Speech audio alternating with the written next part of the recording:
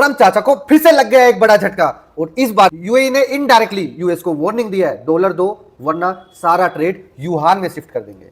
समझो, मतलब ऑयल अब ऑयल नहीं रहा, ये करेंसी का एक वेपन बन गया है। तुम्हें समझ में नहीं आ रहा है, बहुत बड़ा बवाल है। समझो, यूएई को डॉलर कहां से आता था? टूरिज्म से, रियल स्टेट से और ऑयल के ट्रेड से। अब एक बात समझो, वॉर के प्रॉब्लम से सब कुछ तो स्टक हो गया है, तो डॉलर आएगा कहां से? अब मैं समझाता हूं ये बड़ा बवाल क्यों है। 1974 में यूएस और सऊदी की एक डील हुई थी जिसमें जितना भी ट्रेड करेंगे वो डॉलर टर्म्स में करेंगे। तो सारा का सारा मैन्युफैक्चरिंग, ट्रांसपोर्ट, सप्लाई चेन, इन सबका ट्रेड डॉलर टर्म में होने लग गया।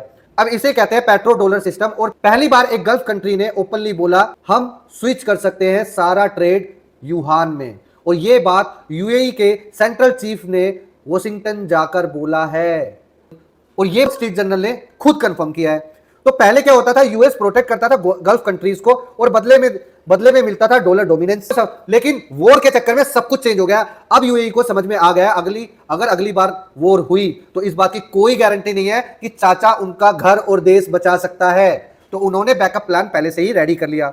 ऑलरेडी यूएई और चाइना के बीच में सीबीडीसी सिस्टम लाइव है और यूएई 35% क्रूड को एक्सपोर्ट करता है चाइना को, जिसका ट्रेड अभी डॉलर में हो रहा है, लेकिन ये युआन में सेटल्ड हो सकता है।